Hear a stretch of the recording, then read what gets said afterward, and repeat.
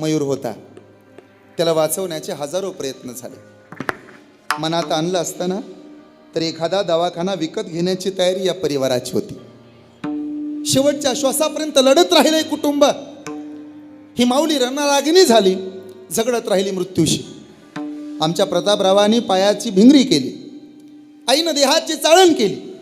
प्रतापदादा, लताताई, शांताबाईनं म्हणावं माझा नातू राहिला पाहिजे, पण नाईलाज आहे. हे जग सोडून मयूर निघून गेला.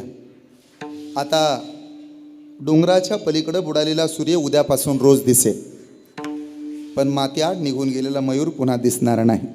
आईचं अंतकरण दाटून येतं, बापाला हुंदका दाटून येतो. ढमढरे परिवाराला अजूनही विश्वास बसत नाही की तो आपल्यात नाही. पाहुणे रावळे गणगोत मित्रपरिवार गेल्या 8 दिवसापासून चर्चा. 3 वर्ष झाली का हो? हा, बघत बघत 3 वर्ष कशी गेली कळालं नाही. म्हणणं काय, अजूनही मयूर तसाच दिसतो. कसा? जसा घरात असेल असा. मग 3 वर्षानंतर आज सगळे एकत्र आले. कुठं काटकसर नाही, कुठं भागवा भागव नाही. माझा मयूर असता तर त्याला मी काय कमी पडू दिलं असतं, ही आईची भूमिका. मग तो नसला तरी चालेल, पण त्याच्या पुण्यस्मरणाला कीर्तन झालं पाहिजे. पाहुणे रावळे म्हणतात का हो, बापाचा 10वा न घालणारी माणसं जगात आहेत, आईचा 13वा न घालणारी पोरं या जगात आहेत. आणि गेलंय लेकरू, आता झालं 2 वर्ष, बास करा. आता नका 3रं पुण्यस्मरण करू, बस झालं.